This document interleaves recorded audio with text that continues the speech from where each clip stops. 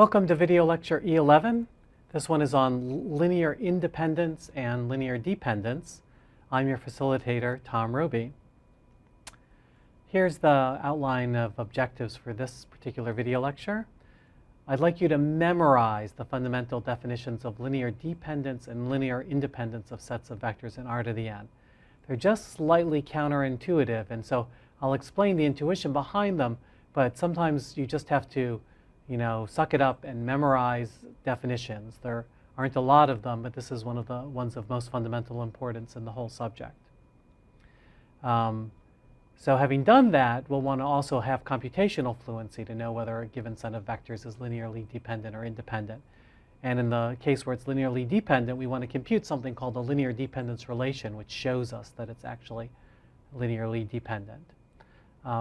But we don't always want to have to be reduced to the definition in order to understand whether a set of vectors is linearly independent or dependent. So we'll have some theorems that we use to quickly analyze whether a given set of vectors is linearly dependent or independent that will work at least in some cases. Okay, so let's recall the following example, which we saw earlier, where we have a homogeneous matrix system of equations, which is equivalent to, so we've got this matrix A times x1, x2, x3 gives us 0, 0, 0. So if we can find such a triple x1, x2, x3, that's equivalent to saying that this linear combination of the columns, x1 times the first column vector plus x2 times the second column vector plus x3 times the third column vector is equal to the 0 column vector, right? That's just the definition of matrix multiplication. But conceptually, it's very different. It's saying that we can somehow that these three vectors are connected. If we write the right kind of linear combination, we can actually get 0. That actually turns into the definition of linear dependence. If we can find we could always take x1, x2, and x3 equal to all zeros, because 0 times some vector plus 0 times another vector and so on would just give us 0. But what we really are interested in is whether there's non-trivial solutions, meaning at least one of the x sub i's has to be non-zero. Okay? So here's the definition. A set of vectors, S, so it's a property of a set of vectors, not a single vector. A set of vectors is called linearly independent if this vector equation, like the one I've just written down here, equal to 0, has only the trivial solution. In other words, it forces all of the xi's to be 0. The set is linearly dependent if you can find a non-trivial solution. In other words, let me call the non-trivial solutions C1, C2, C3. Right? If I could find values C1, C2, C3, specific values such that C1 times this plus C2 times that plus C3 times that was equal to 0, then, and they're not all 0, then that's called the linear dependence relation. And then I would say that these vectors are linearly dependent. So which is it for this system? Well, we actually know how to do this because we've already dealt with solving homogeneous systems of linear equations. So what happens? You take this matrix and you row reduce it to echelon form, and you say, okay, well that means there's a relationship between the variables, right? x1 minus 2x3 equals 0, x2 plus x3 equals 0. So that translates to the following set of equations. x1 is equal to 2x3, x2 is equal to negative x3, x3 is the free variable. And so then if you write x1, x2, x3 in terms of, so if you write this column vector, x1, x2, x3 in terms of these vectors, you'll end up getting that it's just x3 times 2, negative 1, 1. Or here I've just replaced my x3 with k, so I can think of that as any real number. So the set of solutions to this is this line through the origin in R3. But most importantly, if I take any value of k, just say k equals 1, then these values of x1, x2, x3, if I plug them in up here, they will give me 0. So let's just check that out, right? So what does this mean? This means that if I take twice this vector minus this vector plus this vector, I should get 0. So let's do it in each space. 2 times this minus this plus this is 2 minus 5 plus 3, that's 0, good. 2 times this, 6 minus 7 plus 1, that's 0, good. And 2 times this, 4 minus 5 plus 1 is 0, good. So it all checks out. And this set of three vectors, the columns of this original matrix, are linearly dependent, and we've shown the linear dependence relation. Okay? So now let's look at some special cases where we don't have very many vectors or the dimensions aren't very high or something like that. So the first case we have is, suppose that we've got one non-zero vector. So if s is equal to vi and vi is not equal to 0, and you say, okay, well, how could I have a linear dependence relation? I'd have to have something of the form, some constant. So c, I could call it c1 if I wanted to, c times v1 would have to be equal to 0, right? But since v1 is not equal to 0, that implies that c equals 0. So the only solution to this is if all this, there's only one, but the only solution is if all of those coefficients are 0, right? So therefore, v1 is linearly independent. But I shouldn't really write that, right? Because I just told you that I shouldn't write a vector being linearly independent. I should always write a set. So that set consisting of a single vector is linearly independent. Okay, so that's 1. Now let's look at 2. Suppose I have a set containing the 0 vector. Then what happens? So let's think about that. So if I have a set containing the 0 vector, then, I don't know, let me just write it as, suppose that I put the 0 vector first to call that v1, and then I've got v2, v3, vp, right? How can I write an equation? How can I put coefficients on front of these vectors, make a linear combination of them that definitely gives me 0, but so that not all the coefficients are 0? Well, the key thing is I've got the 0 vector here, so I can multiply this by anything. So I can, say, make this coefficient 1 times the 0 vector, and now I can just put the 0 scalar times everything else.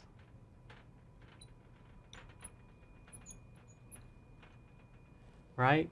And this will definitely be equal to 0, and not all the coefficients are 0. Most of them are, but this one isn't. And that's all I need to have this be a non-trivial solution, if you will.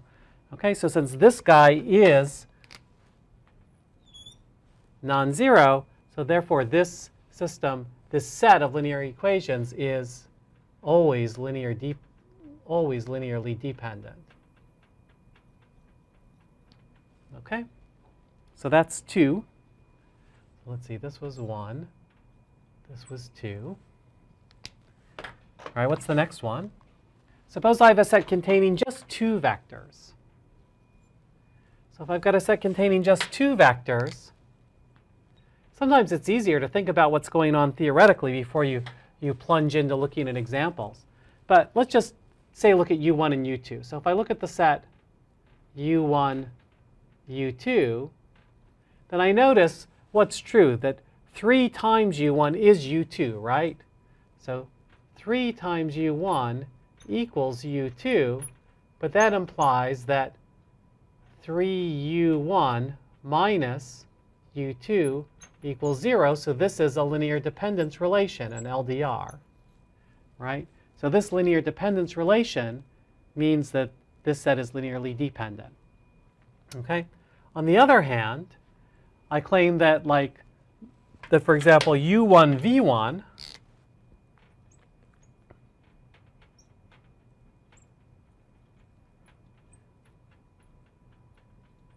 is linearly independent.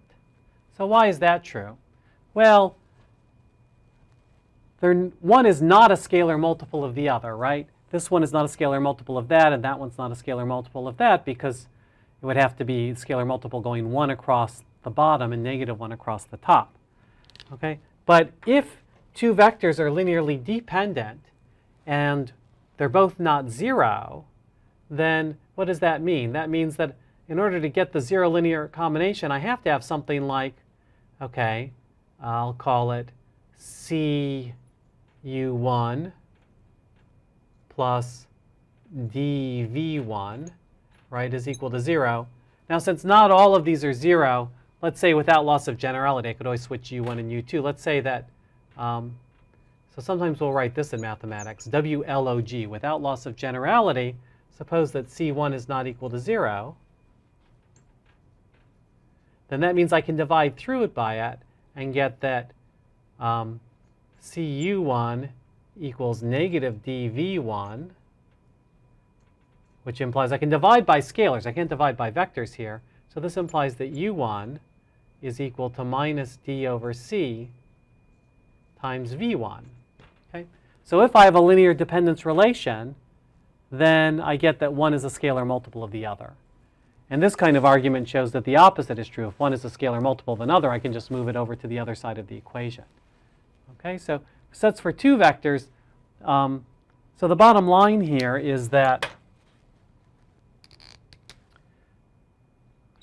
a set of two vectors is linearly dependent if and only if one is a scalar multiple of the other.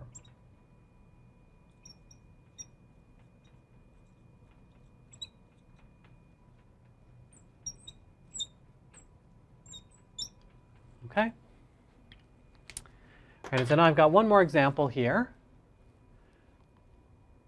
Suppose I have a set containing too many vectors. So how can you have too many vectors?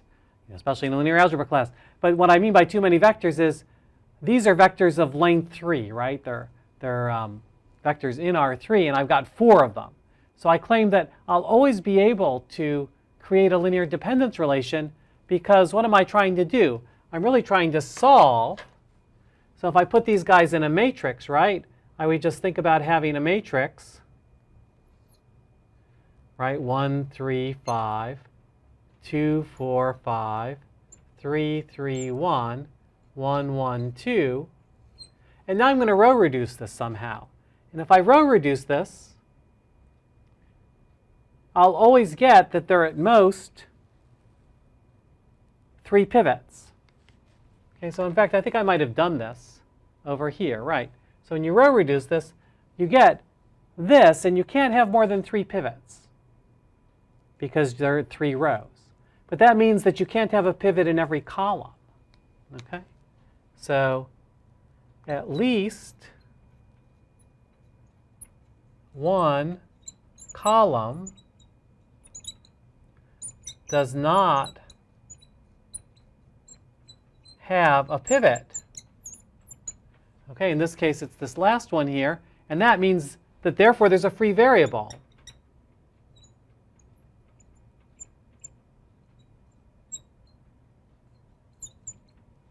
But whenever there's a free variable, we know we can solve the homogeneous system of equations, right? When you're solving a homogeneous system of equations, you never have any issues with 0 equals 1 because in an augmented matrix, the augmented part is just 0, 0, 0. Okay? These are all unaugmented matrices that we're drawing there. So if a set has more vectors than the dimension of the vectors themselves, then there will never be, then it will always be linearly dependent. Okay? So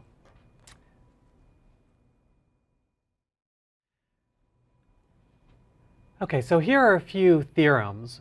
And I'd like to make the case here that theorems for us in mathematics are often labor-saving devices. They're things that we don't want to repeat the same reasoning over and over again in different examples. So we write a theorem which handles a fairly general set of situations and say, in this general set of situations, we know that something is true, and we don't have to go through and do a more complicated computation to figure out that it's true. So here's an example of a labor-saving theorem. If we have a set of vectors in Rn, and it contains the 0 vector, then it is linearly dependent. Okay?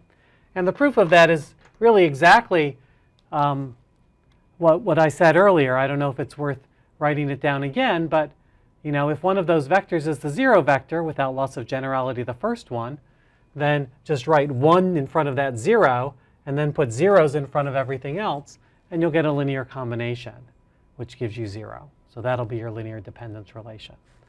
Right? So maybe I'll just write it quickly one more time. Right? So assume, often we like to write this word log, which means without loss of generality.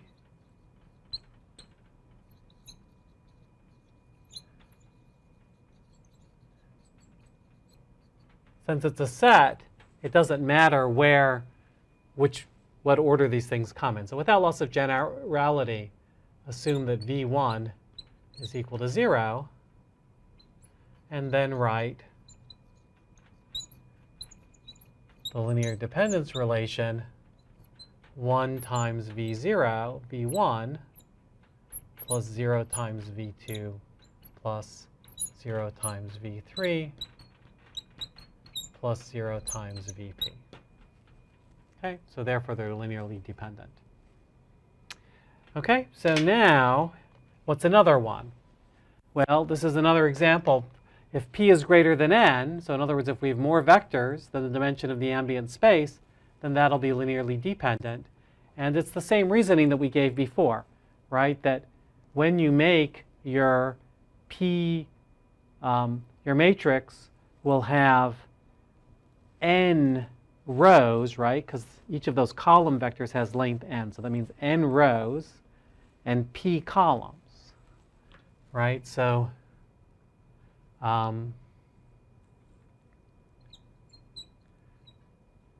put v1 through vp as columns of a matrix. I don't know, I'll just call it B, right?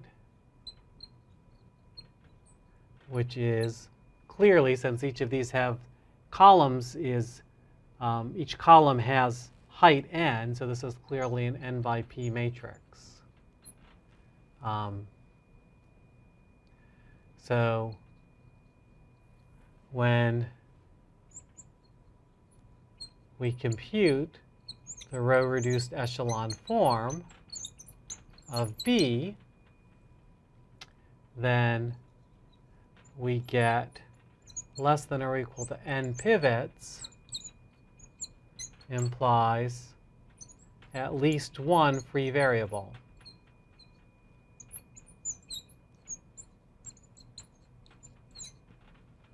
Okay? Right? So therefore, we can solve the homogeneous solution, and therefore we can find the linear dependence relation. So any solution, non-trivial of course,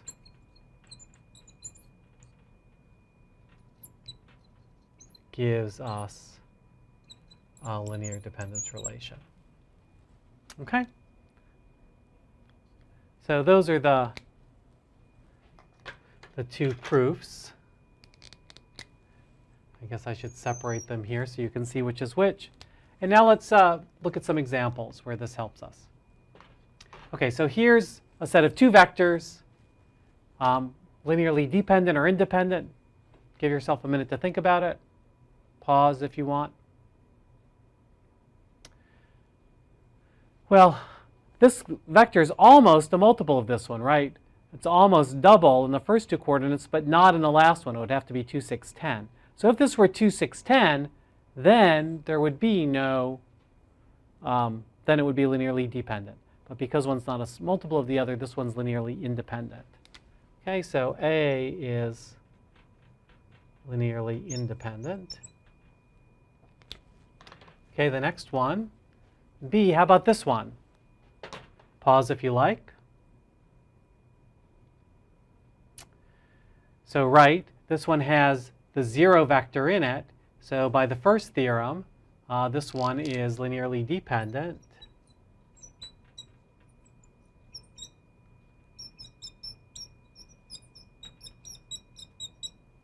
Okay, so now the next one, let's take a look at this guy. So what do you think?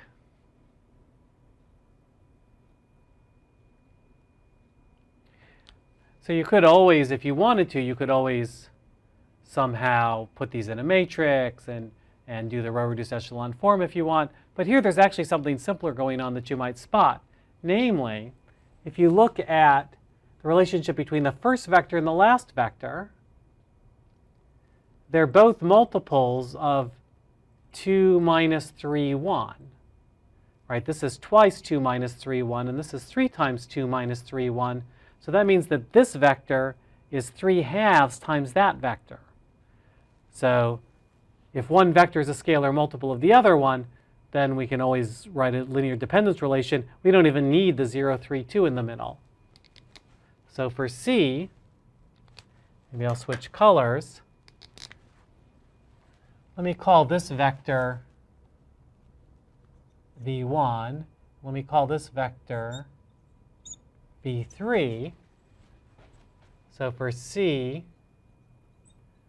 note that v3 equals 3/2 times v2. So that means that, oh, sorry, v1. So that means that, for example, 3/2 v1 plus 0 v2, which doesn't matter, minus v3 equals 0. So that's a linear dependence relation. Okay, and finally, what's the last one? So here I've got 3 vectors in R2, and that's the poster child for a theorem applying this theorem. So we can see clearly that, and you can do the row reduction if you want, but you don't have to. Here you just know that those 3 vectors have to be linearly dependent because there are too many of them. Okay. So that's it for video lecture E11. Thanks so much for your kind attention.